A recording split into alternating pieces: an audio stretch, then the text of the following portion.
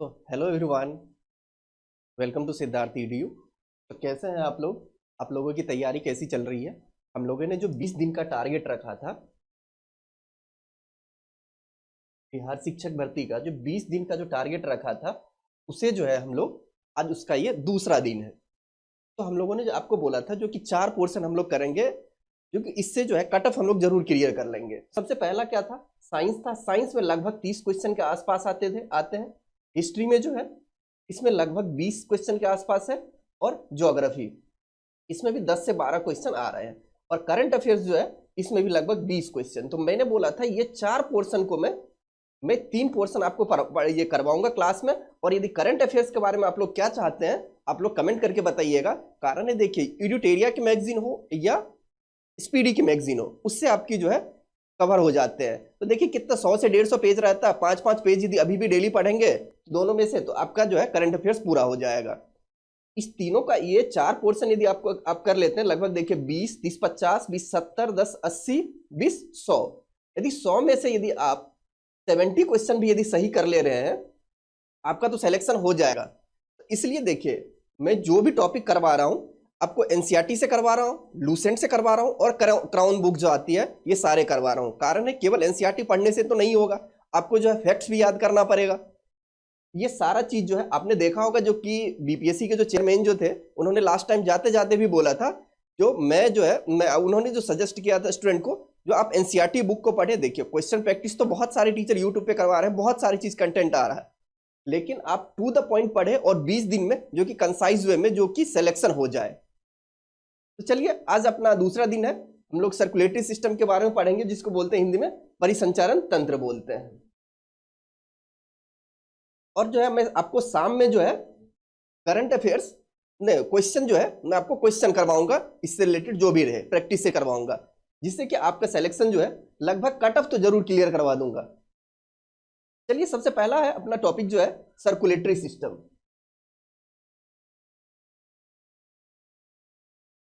तो circulatory system जो है, जिसको हिंदी में क्या बोलते हैं, परिसंचरण तंत्र। आज जो हमारे शरीर में जो भी इंसान है, उसके शरीर में जो ब्लड रहता है उससे रिलेटेड क्या काम रहता है ब्लड का, उसका पीएच क्या रहता है, उसका कलर क्या रहता है, कलर यदि लाल होता है, लाल कलर होने के पीछे का रीजन क्या है। फिर दूसरा बात हम लोग देखेंगे हार्ट जो है, हार्ट से रिलेटेड, हृदय से रिलेटेड जो भी बीमारी हो वो सारा चीज देखेंगे। तो चलिए, सबसे पहला आता है अपना ब्लड होता क्या है। ब्लड जो है यह एक तरह का कनेक्टिव टिश्यू है। यह जो है कनेक्टिव टिश्यू है, जिसको हिंदी में क्या बोलते हैं, संयोजी उत्तक। यदि हम लोग जो टिश्यू जो पढ़ेंगे, उत्तक जो पढ़ेंगे, उसमें 4 तरह के उत्तक होते हैं। Epithelium tissue, connective tissue, muscular tissue और नर्वस टिश्यू होता है। तो यह जो है ब्लड जो है यह एक तरह का कनेक्टिव टिश्यू है, जिसको हिंदी में क्या बोलते हैं, संयोजी उत्तक बोलते हैं। इसका पीएच क्या होता है? तो पीएच जो होता है 7.4 होता है, जो कि लगभग हल्का क्षारीय होता है। जो कि देखिए 7 क्या होता है, नॉर्मल होता है। 7 जो पीएच होता है वो कितना होता है, नॉर्मल हो जाता है, पानी का 7 आता है। यदि 7 से ज्यादा होता है तो वह क्या होता है, अल्कलाइन होता है, जिसको बोलते हैं बेसिक होता है या क्षारीय होता है। तो ब्लड का पीएच क्या होता है, तो 7.4 होता है। एक स्वस्थ पर्सन यदि हो, जो भी कोई यदि स्वस्थ पर्सन है, उसके शरीर में कितना ब्लड रहता है, तो लगभग 5 से 6 लीटर के आसपास उसके शरीर में ब्लड रहता है।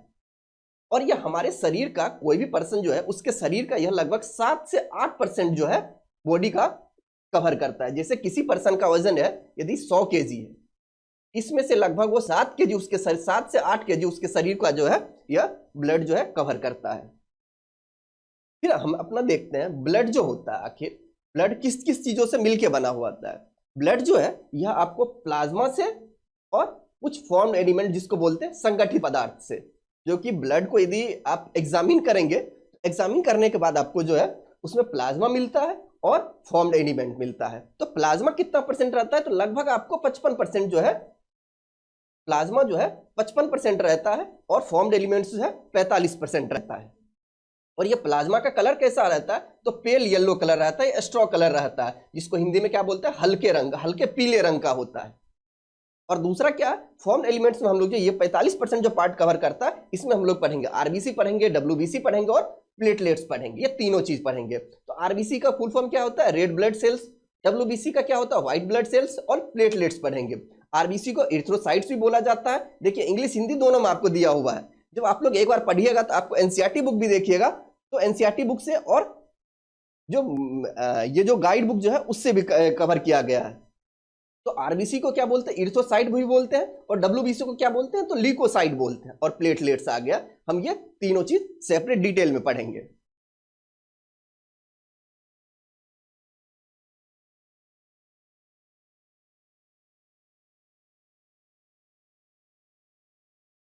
अब सबसे पहले हम लोग क्या देखते हैं, प्लाज्मा। यह कितना परसेंट था, लगभग 55% था।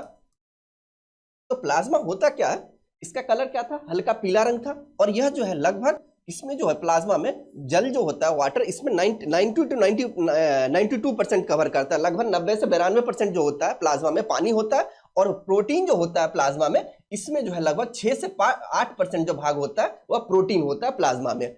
और जो कुछ और एलिमेंट जो होते हैं वह लगभग 1 से 2% होते हैं, कुछ आयंस होते हैं, सॉल्ट वगैरह सब जो होते हैं ये उसमें पाया जाता है। यदि प्लाज्मा का यदि वॉल्यूम निकाले 100% जो होता है, उसमें से जो है वाटर लगभग 90 से 92%, प्रोटीन 6 से 8%, और आपको कुछ कुछ और जो एलिमेंट रहते हैं, कुछ सॉल्ट रहे, कुछ आयन रहे, यह जो है आपको लगभग 1 से 2% मिलते हैं। अब हम लोग जो देखते हैं, अब आखिर में कौन कौन से प्रोटीन ऐसे पाए जाते हैं, जो प्लाज्मा में प्रोटीन है वह कौन कौन से ऐसे प्रोटीन है। तो इसमें 3 तरह के प्रोटीन होते हैं। एक तो सबसे पहला क्या, एल्बुमिन प्रोटीन। दूसरा क्या है, ग्लोबुलिन प्रोटीन। तीसरा है फाइब्रिनोजेन एंड प्रोथ्रोम्बिन। देखिए हिंदी में भी सब जगह लिख दिया हूं। एल्बुमिन जो है, एल्बुमिन प्रोटीन है, यह जो है लगभग 4% के आसपास रहता है। आपसे देखिए क्वेश्चन में पूछा जाएगा जो कि कौन कौन से प्लाज्मा में प्रोटीन होते हैं। एक तो albumin, globulin, fibrinogen and prothrombin होते हैं। तो एल्बुमिन का काम क्या होता है, आखिर में सारे प्रोटीन का देखते हैं इसका काम क्या है। एल्बुमिन क्या करता है, हमारे शरीर में जो ऑस्मोटिक बैलेंस होता है, जो कि परासनी संतुलन जो होता है उसको बैलेंस करके रखता है। हमारे शरीर में जैसे पीएच को सही करके रखना, चाहे आपका कितना सॉल्ट रहना चाहिए, ये सारा काम किसका रहता है, ऑस्मोलिटी को मेंटेन कर रखता है कौन, तो यह एल्बुमिन रहता है, यह परासनी संतुलन करता है। दूसरा क्या रहता है, ग्लोबुलिन रहता है। ग्लोबुलिन काम क्या है, यह प्रतिरक्षा का काम करता है, यह डिफेंस का, डिसुम जो होता है, ये इससे कौन बचाता है हमें। अब मेरे शरीर में यदि बाहर से कोई आ गया, जो हार्मफुल पैथोजन कीड़ा जो होते हैं, जो पैथोजेंस होते हैं, ये हमारे शरीर में आ गया, आखिर उससे लड़ेगा कौन। ऐसा तो नहीं है मुझे पता चल रहा भाई मुझे लड़ना है, तो मेरे शरीर में जो जा रहा इससे कौन लड़ेगा, ये ग्लोबुलिन का काम है, यह उससे लड़ने का। यह क्या करता है, उसके खिलाफ एंटीबॉडी बनाता है। मान के सोचिए यदि मेरे सामने में कोई यदि जो मुझे हार्म करेगा, कोई बैक्टीरिया पैथोजन आ गया, मैं देख नहीं पाया, मेरे शरीर में चला गया, यह क्या करेगा, ग्लोबुलिन उसके खिलाफ जो है हथियार बनाएगा और उससे जो है उसे रोकेगा। फिर तीसरा क्या, फाइब्रिनोजेन एंड प्रोथ्रोम्बिन। देखिए फाइब्रिनोजेन और प्रोथ्रोम्बिन यह लगभग 0.3% होता है। यह क्या करता है, जो कि हमारे शरीर में यदि कहीं पे यदि चीरा लग जाए, यदि कट लग गया तो उसे क्या करना, ब्लड तो जमना पड़ेगा, नहीं तो शरीर से बहता रहेगा तो डेथ हो जाएगा। उसे क्या किया जाता है, उसे रोका जाता है। ब्लड जमने में कौन मदद करता है, ब्लड को थक्का बनने में मदद करता है कौन, तो यह फाइब्रिनोजेन और प्रोथ्रोम्बिन, ये दोनों जो है हमें ब्लड को जमने में मदद करता है। आपको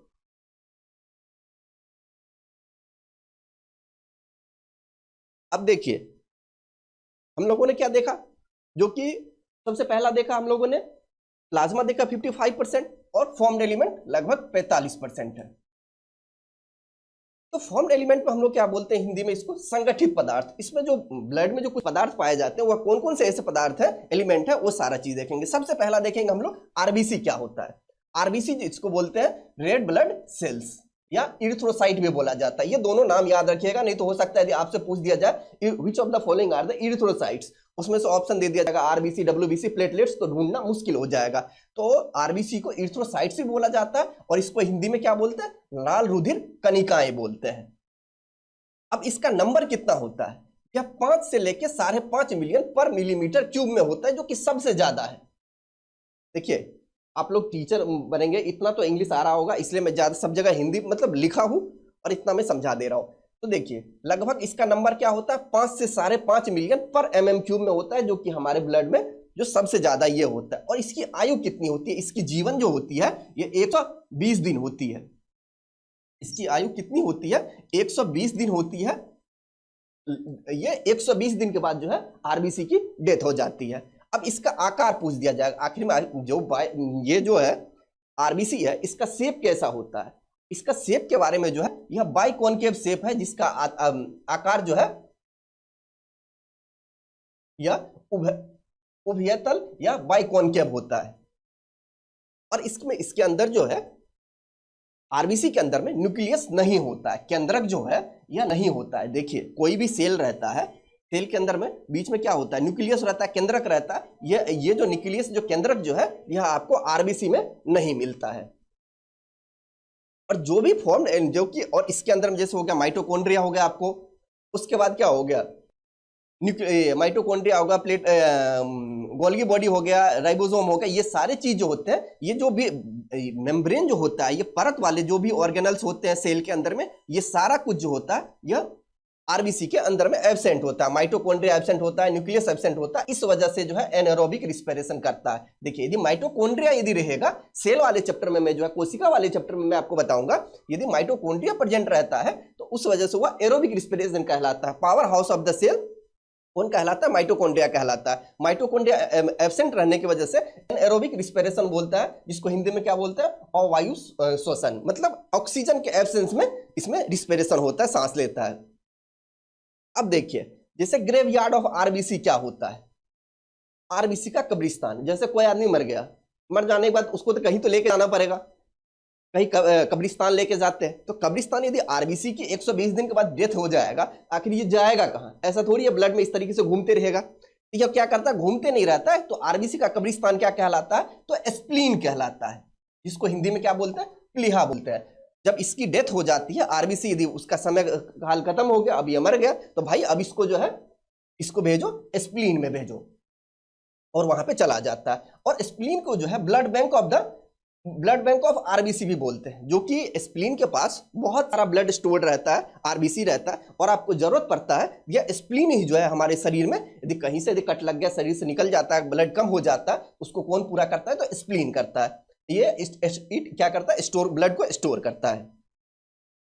और आखिर में एक चीज और देखते हैं, जो कि आरबीसी हमारे शरीर में, देखिए मरने के बाद तो चला गया स्प्लीन में, प्लीहा में चला गया, आखिर में बनता कहाँ है आरबीसी, तो आरबीसी जो बनता कहां पे है, यह जो है रेड बोन मेरो में बनता है, मींस लाल अस्थि मज्जा में बनता है, जो कि रेड बोन मेरो होता है। जैसे देखिए ये हड्डी है, यदि हड्डी जो है इसके बीच में जो देखिएगा तो क्या होता है, इस तरीके से रेड बोन मेरो जो रहता है इसमें जो है आरबीसी का फॉर्मेशन होता है। यह कौन करता है, आरबीसी का फॉर्मेशन कहां है, वह जो है रेड बोन मेरो में होता है।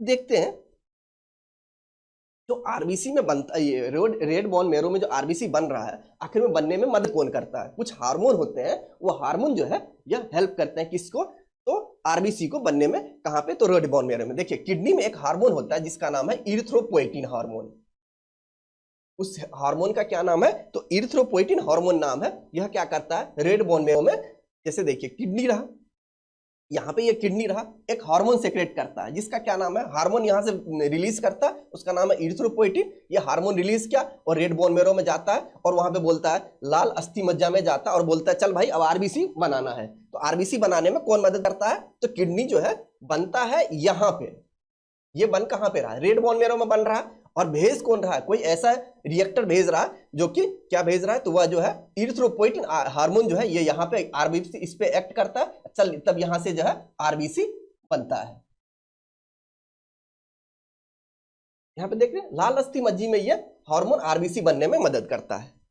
अब देखिए आरबीसी जो होता है रेड ब्लड सेल्स जो होता है, इसमें क्या होता है, एक आयरन कंटेनिंग पिगमेंट होता है जिसका क्या नाम है, हीमोग्लोबिन। आज जो हमारा ये ब्लड जो होता है लाल क्यों होता है, लाल होने का क्या रीजन है, उसमें हीमोग्लोबिन होता है। इसमें जो है हीमोग्लोबिन, इसमें क्या रहता है, आयरन रहता है, इसका एटॉमिक साइन क्या है, Fe है। ये हीमोग्लोबिन जो रहता है इसी की वजह से हमारा ब्लड जो है लाल कलर रहता है, और हीमोग्लोबिन में क्या रहता है, तो आयरन रहता है। अब देखते हैं, अब हेमोग्लोबिन यदि हमारे ब्लड में मिल रहा है तो इसका तो कुछ तो काम होगा भाई, यदि आप कुछ भी कर रहे हो, आप कुछ पहने हो, कुछ खा रहे हो, तो उसका तो कुछ ना कुछ तो रोल होगा। अब देखते हैं हेमोग्लोबिन का काम क्या है। हेमोग्लोबिन जो है एक स्वस्थ पर्सन में 12 से 16 ग्राम 100 ml ब्लड में रहता है। आप लोग देखते होंगे जो कि ब्लड टेस्ट करवाते हैं तो हेमोग्लोबिन भी टेस्ट होता होगा, तो उसमें देखा जाता है ब्लड की यदि कमी है तो वो क्या करता है, हेमोग्लोबिन टेस्ट करता है। यदि 12 से 16 ग्राम के बीच रहता है, यदि इसका कम यदि मात्रा रहा तो उसको क्या बोलते हैं, एनीमिया बोलते हैं। तो नॉर्मल पर्सन में क्या रहता है, ब्लड, जिसे याद रखिएगा, ये सारा चीज क्वेश्चन में आए हुए हैं, जो कि कितना अमाउंट रहता है हेमोग्लोबिन का, तो यह रहता है 12 से 16% रहता है 100 ml ब्लड में। फिर दूसरा काम क्या रहता है हेमोग्लोबिन का, यह जो है गैसों का ट्रांसपोर्ट में मदद करता है। आखिर में हम लोग जो सांस ले रहे हैं तो ये हमारे पूरे पार्ट्स में कैसे पहुंचता है, ऐसा तो नहीं है सांस ले रहे हैं हमारे नाक से गया लंग्स तक ही रहा, मेरे पूरे बॉडी पार्ट्स तक में जाएगा। तो जो पूरे बॉडी पार्ट्स तक में जाता है इसे कौन लेके मदद करता है, तो वह मदद करता है आपको गैस मदद, ये जो है हेमोग्लोबिन ही जो है। जैसे आपको यदि कोई मैसेज पहुंचाना है किसी के यहाँ, तो भाई मैसेज जो पहुंचा है तो कोई तो लेके जाने वाला होना चाहिए, ऐसा तो नहीं है बोल देने से बस मैसेज पहुंच जाएगा। तो उसको ले जाने वाला जो होता है, इस तरीके से गैस जो लेके जा रहा है वह है हेमोग्लोबिन, जो हमारे पूरे बॉडी पार्ट्स में हेमोग्लोबिन लेके जाता है। फिर तीसरा पॉइंट क्या है, ये लाल कलर प्रोवाइड करवाता है किसको, तो आरबीसी को। आरबीसी जो होता है लाल रंग क्यों होता है, उसके पीछे का क्या रीजन है, वह जो है ये हेमोग्लोबिन होता है। हेमोग्लोबिन की वजह से जो है हमारा ब्लड जो है, रक्त जो है लाल दिखता है। देखिए, और एक बात ये है जो कि आरबीसी में जो होता है इसमें डिवीजन नहीं होता है। कारण क्या है, जो कि न्यूक्लियस होता है, कोई भी सेल रहा आपका, ये सेल रहा, ये न्यूक्लियस रहा, केंद्रक रहा, ये क्या होता है ऐसे टूटता है, न्यूक्लियस डिवाइड करता है बीच में। तो आखिर इसमें न्यूक्लियस तो है ही नहीं, इस वजह से ये क्या होता है, इसमें सेल में विभाजन जो है नहीं होता है। तो हेमोग्लोबिन का हम लोगों ने जो देख लिया सारा काम। अब देखते हैं जो कि हेमोग्लोबिन जो है आखिर में बनता किस किस चीजों से। हेमोग्लोबिन जो है हेम पार्ट से मिलकर बना रहता है, इसको जो तोड़ेंगे, हेम पार्ट और ग्लोबुलिन पार्ट, यह जो है ग्लोबुलिन यह एक प्रोटीन है। आपसे पूछ दिया जाएगा हेमोग्लोबिन में जो होता है प्रोटीन कौन सा होता है, तो ग्लोबुलिन प्रोटीन होता है, यह ग्लोबुलिन जो है यह प्रोटीन होता है। राइटिंग के लिए सॉरी बोल रहा हूं। और हेम पार्ट जो होता है, अब जो देखिए ऑक्सीजन जो हम लोग जो सांस लेते हैं, तो आखिर में हेमोग्लोबिन में तो पूरा हेमोग्लोबिन नहीं लेके जाता है, लेके जाता है हेमोग्लोबिन। यदि इसके अंदर भी जाके देखेंगे तो हेम पार्ट जो होता है यह हमारे आयरन के साथ जो है ऑक्सीजन जुड़ के हमारे शरीर में पहुंचाता है, और इसमें प्रोटीन कौन सा होता है, तो ग्लोबुलिन प्रोटीन होता है। अब दूसरा पार्ट क्या है अपना, वह जो है आपको डब्ल्यूबीसी है, जिसको बोलते हैं ल्यूकोसाइट भी बोला जाता है। आरबीसी को क्या बोले थे, इरिथ्रोसाइट बोले थे, तो डब्ल्यूबीसी को क्या बोलते हैं, तो ल्यूकोसाइट बोलते हैं, जिसका फुल फॉर्म क्या होता है, white blood cells, white blood cells. ये क्या होता है, यह कलरलेस होता है, रंगहीन होता है, इसका कोई कलर नहीं होता है। तो इसके रंगहीन जो होता है डब्ल्यूबीसी, इसके पीछे का क्या कारण है, जो कि यह जो है इसमें जो है हेमोग्लोबिन जो है एब्सेंट रहता है। हेमोग्लोबिन के एब्सेंट होने की वजह से नहीं होता है, हेमोग्लोबिन ही तो लाल रंग दिलाता है, इसमें हेमोग्लोबिन एब्सेंट रहता है। और यह भी जो होता है डब्ल्यूबीसी भी कहां बनता है, तो रेड बोन मेरो लाल अस्थि मज्जा में यह भी बनता है। आरबीसी भी कहां बना था, लाल अस्थि मज्जा में, और डब्ल्यूबीसी भी कहां पे बनता है, तो लाल अस्थि मज्जा में। अब इसके नंबर पूछ दिया जाएगा आपका, जो कि डब्ल्यूबीसी का नंबर आखिर में कितना होता है, तो यह जो है लगभग 6000 से 8000 के बीच में होता है। और व्हाइट आरबीसी का हम लोगों ने कितना देखा था, 5 से 5.5 मिलियन के बीच में, और डब्ल्यूबीसी का कितना है, 6 से 8000 के बीच में होता है। अब इसकी आयु देखते हैं, जो उसकी आयु कितनी थी, आरबीसी की आयु कितनी थी, वह जो थी 120 दिन था। इसका जो है कुछ घंटे से लेकर कुछ दिन तक ही रहता है, उसके बाद ये इसकी जो है आयु खत्म हो जाती है। इसमें जो है न्यूक्लियस प्रेजेंट रहता है। देखिए ये सारा चीज जो है मैं बता रहा हूं, ये सारे के सारे क्वेश्चन बता रहा हूं, जो कि इसमें न्यूक्लियस प्रेजेंट होगा, इसमें इसलिए जो है सेल डिवीजन होगा, सेल डिवीजन होगा, कोशिका जो है डिवाइड कर रहा है, तो न्यूक्लियस इसमें प्रेजेंट होता है। अब देखिए जो डब्ल्यूबीसी जो है, डब्ल्यूबीसी दो कैटेगरी में बांटा गया है, एक है एक ग्रेन्युलोसाइट, दूसरा होता है ग्रेन्युलोसाइट,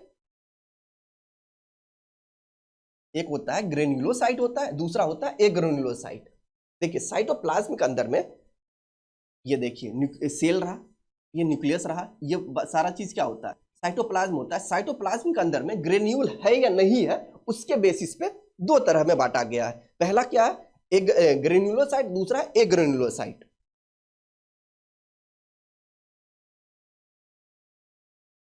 देखिए पहला क्या था, जो कि ग्रेन्युलोसाइट है, डब्ल्यूबीसी को डिवाइड किया गया, दूसरा है एग्रेन्युलोसाइट।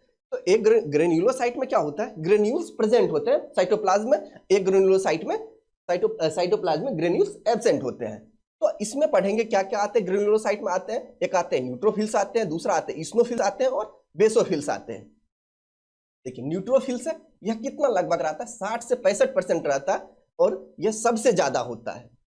यदि ग्रेन्युलोसाइट में आपसे यदि पूछा जाएगा जो कि सबसे ज्यादा क्या होता है तो वह होता है न्यूट्रोफिल्स होता है और यह लगभग 60 से 65% के आसपास होता है। और यह इसका काम क्या है जो कि फेगोसाइटिक इन नेचर होता है, भक्षण कोशिका कहलाता है। यदि पूछ दिया जाएगा WBC में भक्षण कोशिका किसे कहते हैं, वह जो है न्यूट्रोफिल्स को कहते हैं। ये क्या करता है जो कि बाहर से यदि कोई पैथोजन आया उसे खाता है।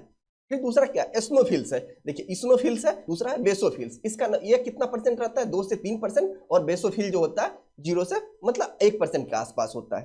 फिर दूसरा अपना आ जाता है ग्रेन्युलोसाइट। ग्रेन्युलोसाइट में हम लोग दो चीज पढ़ेंगे, एक तो मोनोसाइट, दूसरा लिम्फोसाइट पढ़ेंगे। देखिए मोनोसाइट कितना होता है, देखिए हिंदी में लिखा हुआ मोनोसाइट जो है लगभग 6 से 8% होता है और लिम्फोसाइट 20 से 25% होता है। यह लार्जेस्ट WBC होता है। यदि पूछ दिया जाएगा लार्जेस्ट WBC क्या है, वह जो है आपको वह है मोनोसाइट है और दूसरा जो है लिम्फोसाइट, यह स्मॉलेस्ट WBC है। लिम्फोसाइट जो है स्मॉल, देखिए इसको याद, देखिए कंफ्यूज कैसे नहीं हो सकते, L जो अल्फाबेट लिखते हैं LM, ये शुरुआत है, यह स्मॉलेस्ट हो गया और M जो बाद में आता है ये जो है लार्जेस्ट WBC आता है। इस सीक्वेंस में इस तरीके से कोई ना कोई ट्रिक तो अपनाना पड़ेगा जो कि कंफ्यूज नहीं हो सकते हैं। अब देखिए हम लोगों ने क्या फॉर्म्ड एलिमेंट्स में देख लिया, RBC देख लिया, WBC देख लिया। अब देखते हैं प्लेटलेट्स क्या होता है। इसको प्लेटलेट्स भी बोलते हैं या थ्रोम्बोसाइट्स भी बोलते हैं या मेगा, ये आखिर में बनता कहाँ है वो देखेंगे। प्लेटलेट्स जो होता है ये बनता कहाँ पे, तो मेगा कैरियोसाइट में बनता है। यह भी जो है बोन मेरो में बनता है, तीनों बोन मेरो में ही बनता है, लेकिन स्पेशल एक तरह का सेल होता है कहां पे, बोन मेरो में, जिसका नाम है मेगा कैरियोसाइट। यहां पे जो है आपको प्लेटलेट्स बनता है और इसका नंबर कितना होता है, लगभग 1.5 लाख से 3.5 लाख होता है। जैसे देखिए आप लोग देखते होंगे जो कि डेंगू होता है, तो डेंगू होने के बाद क्या करते हैं, तो प्लेटलेट जो कि ब्लड टेस्ट करवाते हैं, तो उसमें आखिर में ऐसा करता क्या है, तो वह करता क्या है जो कि आपको ब्लड टेस्ट करता है, उसमें प्लेटलेट्स का काउंट चेक करता है, आखिर में प्लेटलेट्स है कितने। तो यदि 1.5 लाख से 3.5 लाख होता है तो वह क्या होता है, प्लेटलेट्स जो है नंबर घट जाता है डेंगू के केस में। फिर और आखिर में इसका काम क्या है, यह भी क्या करता है, ब्लड को जमने में, रक्त को जो है थक्का बनने में मदद करता है। देखिए जो डेंगू वाले पेशेंट होता होगा तो आप लोग देखते होंगे क्या हो जाता है, जो कि प्लेटलेट्स नंबर यदि बहुत ज्यादा कम हो गया, यदि प्लेटलेट्स का नंबर बहुत कम हो गया तो शरीर पे दाने दाने जैसा आ जाता है, ऐसा लगता है शरीर से खून बह रहा है। तो क्यों, जो कि शरीर में ये जो है खून जो है जम नहीं रहा, जम नहीं पाता, इस वजह से है जो है ये ब्लड क्लॉटिंग डिसऑर्डर हो जाता है। यदि आखिर में यदि इसका नंबर यदि घट जाएगा तो यह क्या करेगा, ब्लड क्लॉटिंग डिसऑर्डर हो जाएगा, थक्का जमने में। देखिए इसका काम क्या है, यदि आपका काम है जैसे आपको बोल दिया जाएगा जो कि इसका खून को जमाना है, आप यदि उसका नंबर ही घट जाएगा तो खून को जमने में मदद नहीं करेंगे, तो क्या होगा, ब्लड जो है सही से जमेगा नहीं। फिर इसके बाद अपना आता है ब्लड ग्रुप। ये आपको मैं सबसे अच्छे तरीके से समझा रहा हूं, अभी तक आप लोगों ने बहुत सारे टीचर से पढ़ा होगा और इसे मैं इतने अच्छे से समझा रहा हूं जो कि आपको समझ में आ जाएगा। आखिर में ब्लड ग्रुप होता क्या है, आज जैसे किसी को ब्लड चढ़ाने की जरूरत पड़ती है तो कैसे पहचानेंगे भाई ए ब्लड ग्रुप है, बी ब्लड ग्रुप है, उसको मैच कैसे करते हैं, पहचानेंगे कैसे। जैसे अब क्या होता है, हॉस्पिटल में देखे होंगे बच्चे खो जाते हैं, बच्चे गायब होते हैं, एक गैंग होता है, उसमें आखिर में क्या करता है, बच्चे को यदि गायब हो गया तो पहचानेगा कैसे, शक्ल देख के तो नहीं पहचान सकते हैं। उसमें आखिर में करते क्या है, तो वह जो बच्चा रहता है उसके ब्लड ग्रुप को मैच करते हैं। मैं आपको ये जेनेटिक्स जो है उसमें पढ़ाऊंगा, उसमें जो है बता दूंगा, लेकिन अभी टाइम कम है इस वजह से। तो उसमें क्या करता है, दोनों मदर और फादर का ब्लड ग्रुप को मैच करते हैं। उसको मैच करने के बाद जैसे देख लेते हैं कौन कौन से चांस हो सकते हैं ब्लड ग्रुप होने का, उसके अनुसार तब डिसाइड करते हैं वह बच्चा इसी का है। चलिए देखते हैं आखिर में ब्लड ग्रुपिंग होता क्या है। देखिए आरबीसी जो हम लोगों ने पढ़ा था उसके सरफेस पे जो होता है एंटीजन होता है, प्रतिजन होता है। जैसे ये आरबीसी रहा, अरे यहाँ पे तो बनाया हुआ है, देखिए ये आरबीसी आपको रहा, इसके सरफेस पे देखिए इस तरीके से प्रतिजन होता है, एंटीजन होता है। तो प्रतिजन जो होता है, जिसके सरफेस पे जो प्रतिजन रहेगा, देखिए जिसके सरफेस पे जो प्रतिजन रहेगा, जो एंटीजन रहेगा, वो ब्लड ग्रुप कहलाता है। जैसे देखिए रक्त समूह देख रहे हैं, ब्लड ग्रुप कौन कौन से होते हैं? 4 तरह के ब्लड ग्रुप होते हैं, हम लोगों ने पढ़ा है, ए बी, ए बी और ओ होता है। देखिए ए जो ब्लड ग्रुप है, इसके सरफेस पे जो है, सतह पे जो है प्रतिजन या एंटीजन, ए तरह का एंटीजन ए प्रेजेंट है, तो ए ब्लड ग्रुप हो गया। बी ब्लड ग्रुप है, तो बी ब्लड ग्रुप होता है, बी तो आरबीसी के सरफेस पे यदि बी एंटीजन रहा, बी प्रतिजन रहा, उसको बी ब्लड ग्रुप बोलेंगे। अच्छा है, और यदि तीसरा क्या होता है, ए बी ब्लड ग्रुप होता है, इसके सरफेस पे दोनों एंटीजन प्रेजेंट रहेगा, ए एंटीजन भी है और आपको बी एंटीजन भी है, देख रहे हैं? तो दोनों एंटीजन प्रेजेंट है, तो इस वजह से ए बी ब्लड ग्रुप हो गया। अब एंटीजन केवल 2 ही तरह के होते हैं, ए और बी। अब क्या, अब देखिए आपको बोल दिया जाएगा 2 ऑब्जेक्ट है, जैसे ये और ये है, इससे क्या क्या कॉम्बिनेशन बन सकता है? एक तो ये बनेगा, दूसरा क्या बनेगा, ये बन सकता है, तीसरा क्या बनेगा, ये दोनों मिलकर बन सकता है, चौथा क्या हो सकता है, ये रहेगा ही नहीं। तो जब यदि कोई एंटीजन नहीं रहा, कोई यदि प्रतिजन या एंटीजन नहीं रहा, उसको ओ ब्लड ग्रुप बोल दिया जाता। ओ मतलब खाली या नील बोलते हैं। उस पर क्या रहा, कोई प्रतिजन नहीं रहा। अब देखते हैं, अब डिसाइड करेंगे आगे, देखिए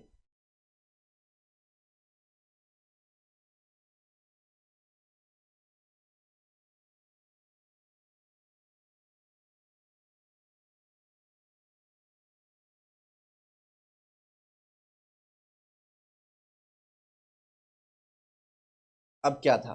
अब देखिए, अब आखिर में देखते हैं एंटीबॉडी क्या होता है। 1 मिनट रुक जाइए। अब हम लोग जो देखेंगे एंटीजन, ये जो एंटीजन कहां पे होता है, आरबीसी के सरफेस पे ही होता है।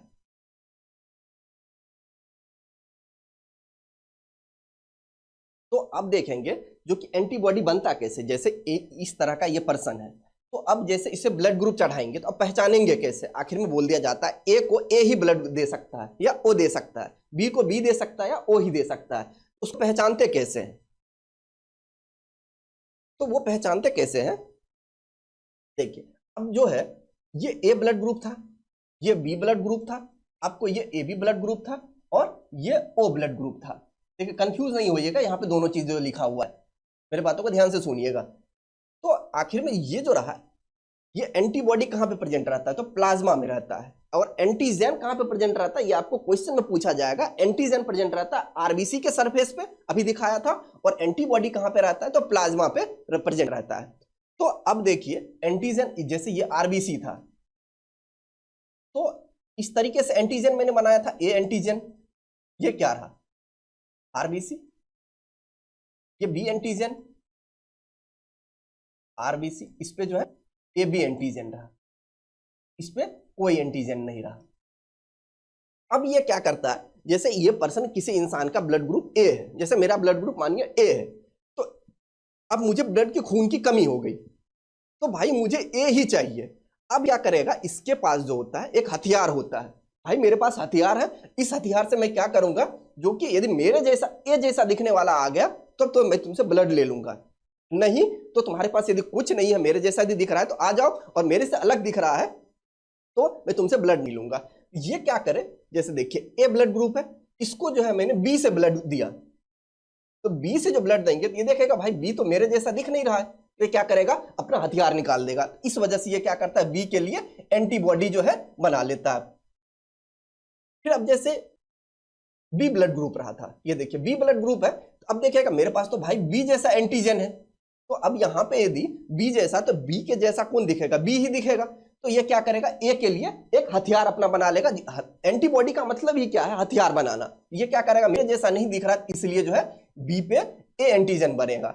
अब जैसे देखिए ए बी है, ए बी पे दोनों एंटीजन है, तो भाई मेरे पास क्या आ सकता है, ए आएगा तो भाई मेरे जैसा आएगा, तो आ जाओ, उसके लिए तो हथियार बनाएंगे नहीं। बी रहा तो बी भी जो है मेरे जैसा दिख रहा है, उसके लिए भी हथियार नहीं बनाएंगे। ओ पे तो कोई एंटीजन, मतलब कोई एंटीजन तो है ही नहीं, मतलब इस पे कोई एंटीबॉडी नहीं बनाता है।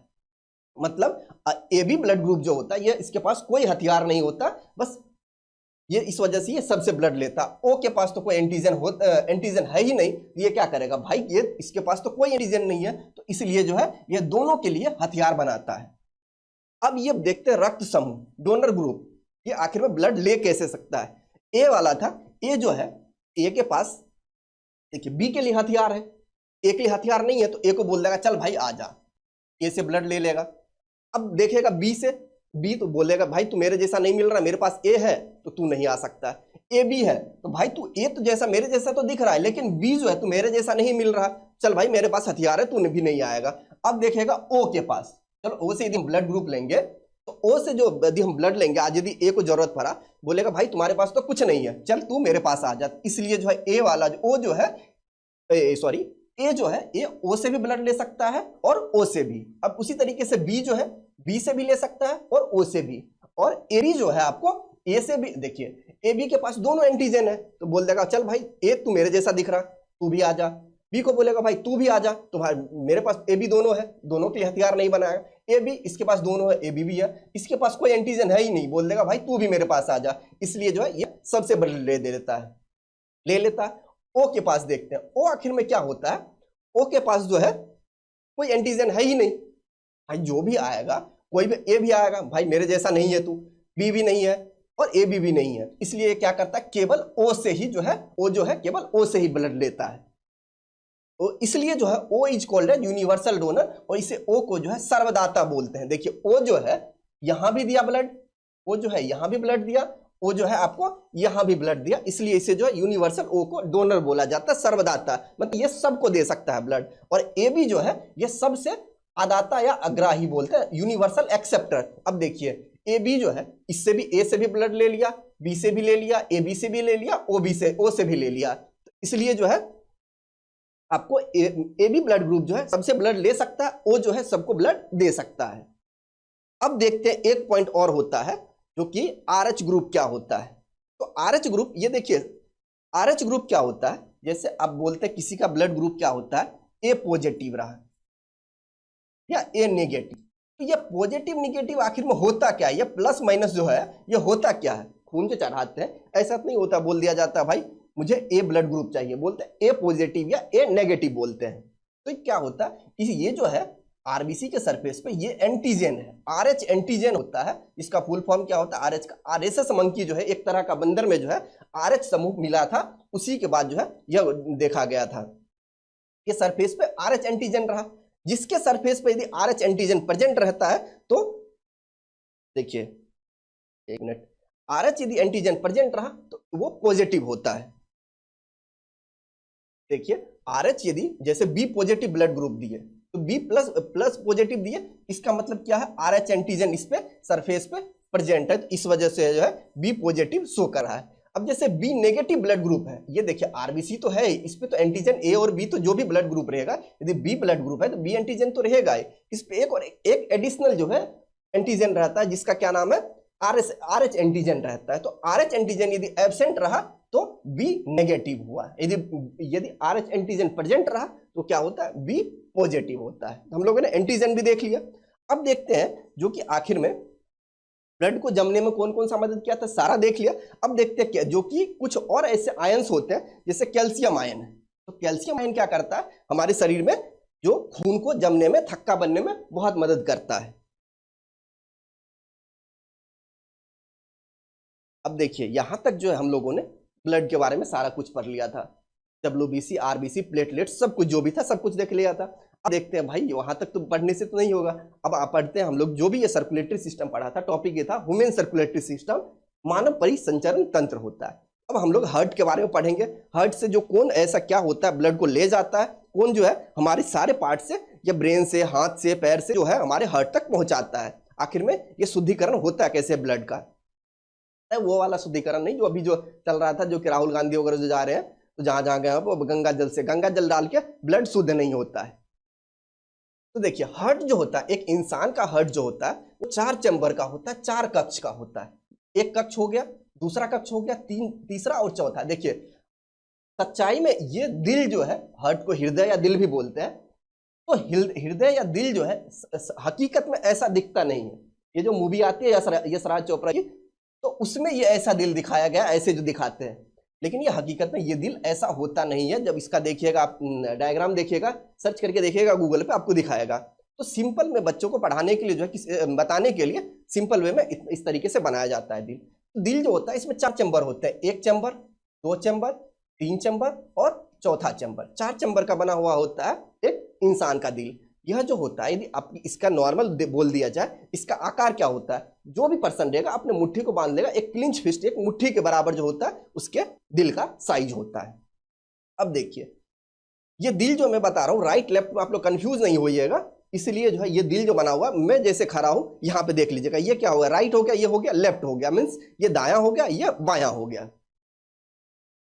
तो इसमें जो है ए आर मतलब क्या हो गया, राइट, ए मतलब एट्रिया है, ए का मतलब क्या है, ये एट्रिया है, और भी का मीनिंग क्या है, ये वेंट्रिकल है। तो देखिए एट्रिया जो होता है, दो एट्रिया, एक ये रहा ये रहा, तो दो अलिंद या एट्रिया बोलते हैं, यह छोटा होता है। ऊपर वाला जो ये जो है ऊपर वाला पार्ट, ये और ये इसके तुलना में, नीचे वाले के तुलना में छोटा होता है, और दो जो है वेंट्रिकल होता है, ये बड़े होते हैं साइज में।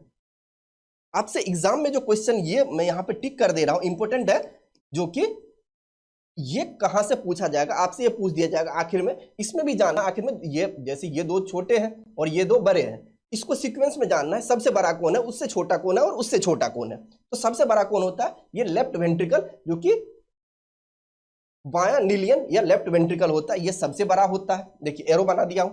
उसके उससे छोटा कौन होता है, राइट वेंट्रिकल। ये देखिए बायो जब भी आप पढ़िएगा, साइंस पढ़िएगा, इंग्लिश और हिंदी के टर्म दोनों लगभग सेम रहते हैं, तो आप लोग इंग्लिश के टर्म को याद कीजिए, कारण है देखिए हिंदी को याद करना बहुत ही मुश्किल हो जाता है टर्म को। अब देखिए क्या दिया, अलिंद और नीलियन, दो चीज याद करना पड़ेगा, इसलिए टफ हो जाता है। तो सबसे बड़ा साइज क्या होता है, लेफ्ट वेंट्रिकल का। उसके बाद क्या होता है, राइट वेंट्रिकल। अब देखिए जैसे घड़ी जो घूमता है इस तरीके से घुमा दीजिए, यहां से इस तरीके से घुमाते रहिएगा, तो लेफ्ट वेंट्रिकल, राइट वेंट्रिकल, फिर राइट ऑरिकल, फिर लेफ्ट वेंट्रिकल, ये सीक्वेंस में जो होता है इसकी साइज के अनुसार है, ऑर्डर ऑफ साइज है। फिर इसके बाद अब हम लोग देखेंगे क्या, आखिर में जो कि देखिए हार्ट के पास तो कोई तो ब्लड लेके आ रहा है, ऐसा तो नहीं है जी कि यहाँ पे जमा है और यहाँ पे खत्म ही नहीं हो रहा है, यहां से जहां जा रहा है, आखिर में फिर लेके आ रहा है और ये अलग पार्ट में पहुंचता है। तो सुपेरियर वेना क्या हुआ बोलते हैं, सुपेरियर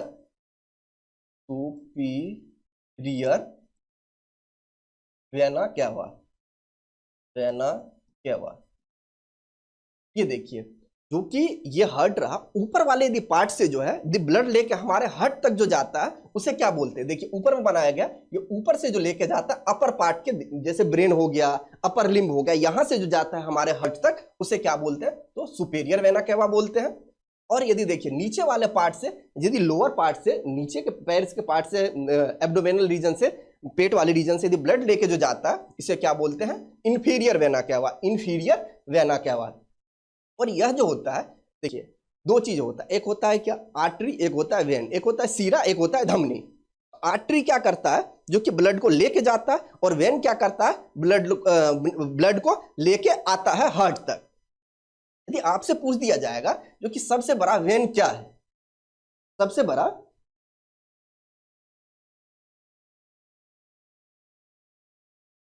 तो सबसे बड़ा वेन क्या है, तो आपको जो है सबसे बड़ा वेन जो पूछा जाएगा, यह जो है आपका सबसे बड़ा वेन का क्या नाम है, लार्जेस्ट वेन का नाम है वह है इंफीरियर वेना केवा, जो है आपको ये सबसे बड़ा वेन है। अब देखिए मैं आपको क्वेश्चन मार्क कर दे रहा, क्वेश्चन कहां से बनेगा, तो वहां पे मैं क्यू मार्क कर दूंगा। देखिए आपसे यह पूछ दिया जाएगा सबसे बड़ा वेन क्या, वह इंफीरियर वेना केवा है। अब देखिए दूसरा क्या होता है, एक होता है पल्मोनरी वेन, ऊपर वाले आर्टरी में जो होता है ब्लड आता है और वेन से ब्लड जाता है, आर्टरी में ब्लड आता है और वेन में ब्लड जाता है। तो पल्मोनरी वेन जो होता है, आर्टरी क्या करता है, इसको लेके जा रहा है ब्लड, यह है आर्टरी है, और लेके जो आ रहा है यह वेन है। आर्टरी और वेन में मैं आगे डिफरेंस बता दूंगा। तो आर्टरी लेके जा रहा है, तो लेके आ रहा है कौन, पल्मोनरी वेन, यह ऑक्सीजनेटेड ब्लड लेके आता है लंग से। यदि अब देखिए मैं यहां खड़ा हूं, ऊपर देखिए 1 2 3 4 पार्ट है, इस ये लेफ्ट साइड से जो आ रहा है ऑक्सीजन रहित जो है, ऑक्सीजन के साथ ब्लड आता है, ये पल्मोनरी वेन बोलते हैं। आपसे पूछ दिया जाएगा, ये एक क्वेश्चन आपका यहां भी बनेगा, जो कि पल्मोनरी वेन जो है यह फेफड़ा से शुद्ध ब्लड लेके जाता है। देखिए ऑक्सीजन युक्त ब्लड कौन लेके आ रहा है, तो पल्मोनरी वेन लेके आ रहा है।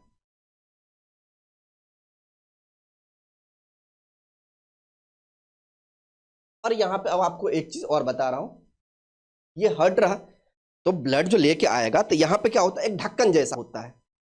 तो खून जो है आर्टरी से वेन में जाएगा, आर्टरी से वेन में जाएगा, तो इस तरीके से होता है, ढक्कन रहता है, नीचे गया ब्लड चला गया, फिर से बंद हो जाता है।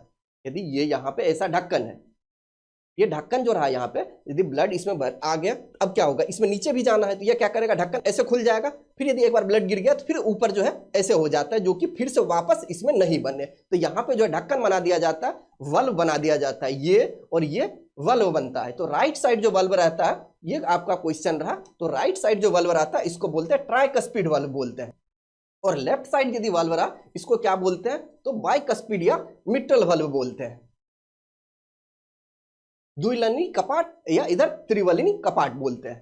तो दोनों देखिए, आर्टरी और ऑरिकल और वेंट्रिकल के बीच में जो वल्व रहता है वो क्या रहता है, राइट साइड वाले तो है, राइट साइड जो है उधर ट्राइकस्पिड वल्व होता है, लेफ्ट साइड जो है बाइकस्पिड वल्व होता है। अब देखिए यहां से जो आ गया, फिर यहां से भी तो ब्लड तो लेके जा रहा है, ऊपर से तो देखिए वेन लेके आ रहा है, आर्टरी लेके जाएगा ब्लड, आखिर में यहां से भी जो ब्लड ले जाएगा, तो जब भी हार्ट से होता है बैक फ्लो नहीं होना चाहिए, पुनः हार्ट में ब्लड नहीं जाना चाहिए उसी पर रास्ते से, जो एक बार जिस रास्ते पे निकल गया भैया वापस आने का रास्ता नहीं देता है। तो ये यहां से यदि ब्लड निकल रहा है तो यहां पे भी एक ढक्कन बना दिया जाता है, तो इस ढक्कन का क्या नाम है, सेमीलूनर वल्व बोलते हैं। तो सेमी, ये भी आपका क्वेश्चन पूछ दिया जाएगा, जो कि वेंट्रिकल के पास जो कोई ये जो वेंट्रिकल के पास जो है कौन सा ढक्कन रहता है, तो वो रहता है सेमीलूनर वल्व रहता है, यहां पे भी सेमीलूनर वल्व रहता है। अब देखिए पल्मोनरी वेन देखा था, पल्मोनरी आर्टरी देखते हैं। यहां से आर्टरी क्या कर रहा है, हार्ट से ब्लड लेके जा रहा है ऐसे, आर्टरी क्या करता है, pulmonary artery carry deoxygenated blood लेके जाता है, जो कि नॉर्मली आर्टरी क्या करता है, ऑक्सीजन रहित ब्लड लेके, ऑक्सीजन के साथ ब्लड लेके जाता है। और यदि आपसे पूछ दिया जाएगा कौन सा ऐसा आर्टरी है, धमनी है, जो ऑक्सीजन मतलब डीऑक्सीजनेटेड विदाउट ऑक्सीजन का ब्लड ले जाता है, तो उसका क्या नाम है, वह जो है पल्मोनरी आर्टरी। आपका ये क्वेश्चन रहेगा।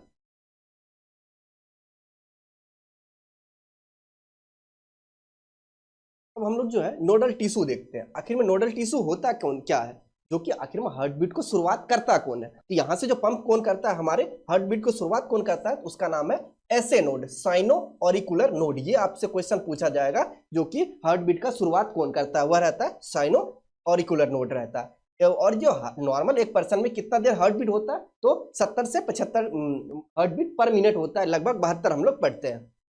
आपको एसए नोड का लोकेशन पूछा जाएगा। एसए नोड का लोकेशन क्या होता है, अपर राइट कॉर्नर में होता है, अपर राइट ऑरिकल में होता है। फिर अपना नेक्स्ट है कार्डियक साइकिल क्या होता है, हृदय चक्र जो होता है, जो कि कितने देर में हार्ट बीट होता है। यदि नॉर्मल पर्सन जो होता है, हार्ट बीट कितना होता है, 0.8 सेकेंड में जो है हार्ट बीट होता है, और 1 मिनट में जो है कितना हार्ट बीट होता है, 72 टाइम्स। हम लोग जो पढ़ते हैं 70 से 75 के बीच में पढ़ते हैं, तो लगभग 72 टाइम्स जो है हार्ट बीट होता है। एक हार्ट बीट में जो है लगभग 0.8 सेकेंड लगता है और 72 बार हार्ट बीट होता है। देखिए ये जो हार्ट बीट होता है, यहां से जो ब्लड ऐसे पंप करते हैं, ये कितना ब्लड ml ब्लड को, वेंट्रिकल जो है आपको 70 ml ब्लड को एक बार में पंप करता है। 1 मिनट में कितना होता है,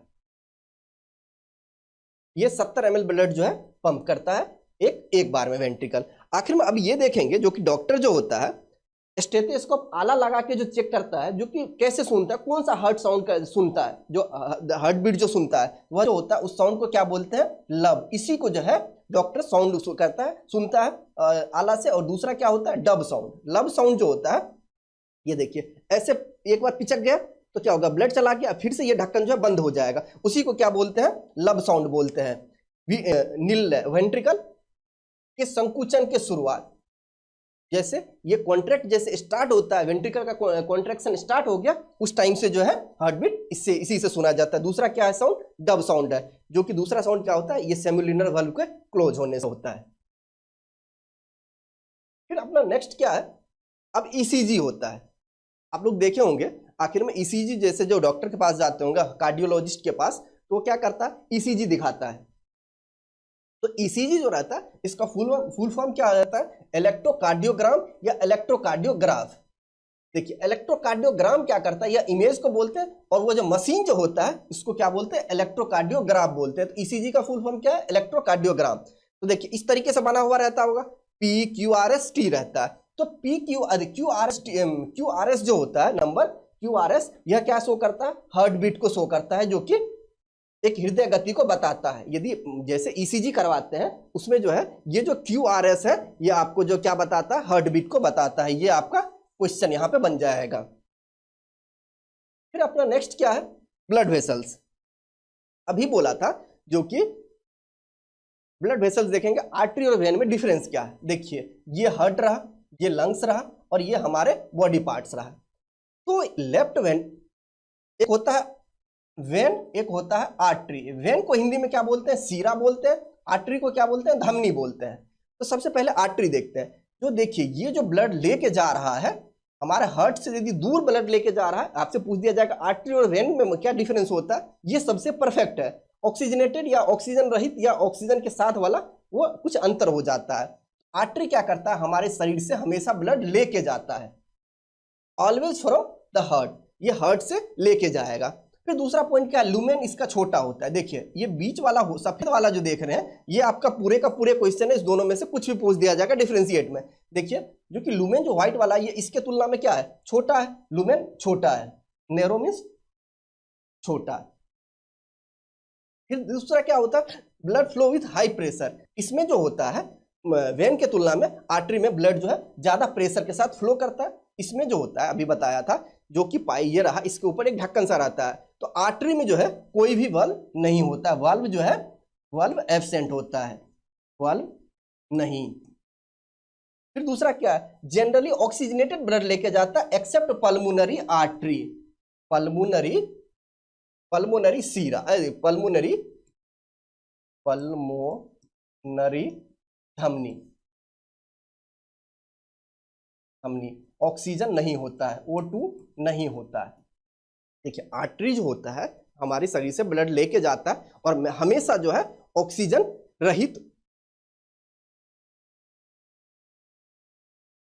जो भी आर्टरी होते हैं ब्लड लेके जाता है हमारे शरीर से और ऑक्सीजनेटेड ब्लड लेके जाता है। लेकिन एक ऐसा आर्टरी होता है जो ऑक्सीजनेटेड ब्लड लेके नहीं जाता है, तो वह क्या है? वह है पल्मोनरी आर्टरी। जो है ये देख रहे हैं एक देखिए इधर लेफ्ट साइड से निकल गया तो ऑक्सीजनेटेड और राइट साइड से निकला पल्मोनरी आर्टरी जो है पल्मोनरी धमनी, यहाँ पे मैं लिख दे रहा हूं पल्मोनरी धमनी ऑक्सीजन नहीं ले जाता, ऑक्सीजन नहीं। ये आपका क्वेश्चन रहा। फिर उस तरीके से अब देखते हैं ये वेन में क्या होता है? इसका जो लुमेन जो है ये बीच वाला ये चौड़ा होता है।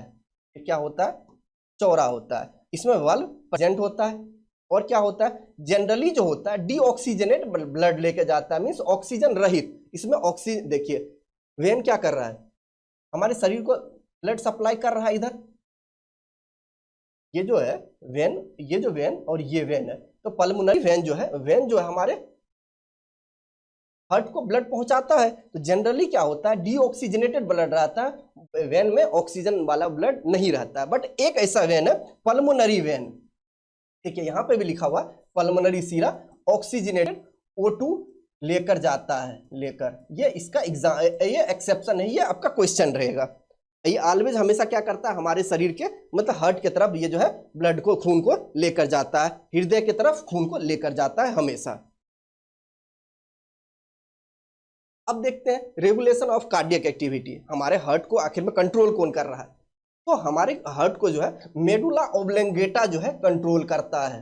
ये हाइंड ब्रेन तीन पार्ट होते हैं, फोर ब्रेन, मिड ब्रेन और हाइंड ब्रेन। तो हाइंड ब्रेन का पार्ट होता है या हमारे हार्ट को हार्ट बीट क्या होगा, किस स्पीड में होगा। जैसे दौड़ते हैं तो हार्ट बीट बढ़ जाता है, नॉर्मल में हार्ट बीट नॉर्मल रहता है, हम लोग बैठे रहते हैं। तो आखिर उसको कंट्रोल कौन करता है? तो ये आपका क्वेश्चन रहा। ये जो है मेडुला ऑब्लोंगेटा जो है आपका ये हार्ट बीट को कंट्रोल करता है।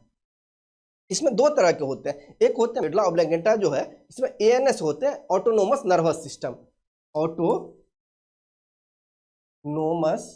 Nervous system. इसमें दो पार्ट होते हैं, एक होता है सिंपैथेटिक, दूसरा होता है पारासिम्पैथेटिक। सिंपैथेटिक क्या करता है? हार्ट बीट को बढ़ाता है, और दूसरा क्या होता है? हार्ट बीट को कम करता है। जैसे आपके पीछे कुत्ते बढ़ गए, अब कहीं पे डर के फंस गए, अब क्या कीजिएगा? वहां पे एक ही ऑप्शन है, तो यदि आपके पीछे कुत्ता पड़ा था भाग जाइएगा। भागिएगा तो क्या होगा? दौड़ते हैं तो हार्ट बीट को जो है बढ़ा देता है। वो किसका काम है? तो सिंपैथेटिक सिस्टम जो है, सिंपैथेटिक नर्वस सिस्टम को ये ये काम है हार्ट बीट को बढ़ा देना, हृदय की गति को बढ़ा देना। तो हृदय की गति कैसे बढ़ेगा, ये जो पंप जो वेंट्रिकल था इसको जल्दी जल्दी कॉन्ट्रैक्ट करवाओ तो क्या होगा, यह अपने वो जो है हार्ट बीट को बढ़ा देगा। और ये क्या करता है, पैरासिम्पैथेटिक नॉर्मल यदि रहते हैं, आराम करते हैं, हार्ट बीट नॉर्मल रहता है, और यह जो है उसे कॉन्ट्रैक्शन को कम कर देता है। फिर अब देखते हैं कुछ बीमारी देखते हैं हार्ट बीट से रिलेटेड। एक होता है हाइपरटेंशन, और जिसको क्या बोलते हैं, ब्लड प्रेशर बोलते हैं। आखिर में हाइपरटेंशन होता क्या है, आप लोग सुनते होंगे भाई बीपी बढ़ गया, ब्लड प्रेशर बढ़ गया, आखिर में ये होता क्या है। नॉर्मल यदि पर्सन देखा जाए, सामान्य जो है, सामान्य रक्त ब्लड प्रेशर जो होता है यह कितना होता है, तो 120/80 होता है। ऊपर वाला जो होता है, ये आपका क्वेश्चन रहेगा, तो 120 ऊपर जो होता है सिस्टोलिक प्रेशर होता है, या किसमें मापते हैं, mmHg में मारते हैं, मिलीमीटर मरकरी में हम लोग मापते हैं इसको। और 80 जो होता है यह डायस्टोलिक प्रेशर रहता है। अब देखते हैं दूसरा, अब क्या होता है, जब हाइपरटेंशन बीपी बढ़ जाना कब होता है, नॉर्मल 120/80 होता है, जब ये बढ़ के 140/90 हो जाएगा तब ब्लड प्रेशर जो है बढ़ जाता है। और यह इसके बाद क्या करता है, हमारे हार्ट, ब्रेन, किडनी सबको यह इफेक्ट करता है। अब ये जो देखिए, डॉक्टर के पास जो जाते होंगे इस तरीके से आपको चेक करता है, ऐसा नहीं हमेशा छाती पे ही, मतलब क्या बोलते हैं उसे, हार्ट के पास ही चेक करता होगा। तो क्या करता है, यहाँ से चेक करता है। आखिर में ये कौन सा आर्टरी रहता है, तो उस आर्टरी का नाम है रेडियल आर्टरी। आपसे क्वेश्चन पूछा जाएगा जो कि डॉक्टर जो है कहाँ से, ये कौन से आर्टरी को चेक करके हार्ट बीट को ये इसे जानते हैं, तो टच करते हैं डॉक्टर, तो वो रहता है रेडियल आर्टरी रहता है। एक क्वेश्चन एक और ये भी रहेगा, ब्लड प्रेशर को हम लोग जो जिस यंत्र से मापते हैं बीपी को, उसको क्या बोला जाता है, तो स्फेग्मोमेनोमीटर बोलते हैं। स्फेग्मोमेनोमीटर जो है उसे बोला जाता है। फिर दूसरा बीमारी क्या होता है, कैड। फिर दूसरा बीमारी क्या, कैड, जिसको बोलते हैं एथेरोस्क्लेरोसिस बोलते हैं। कोरोनरी, कैड का फुल फॉर्म होता है कोरोनरी आर्टरी डिजीज।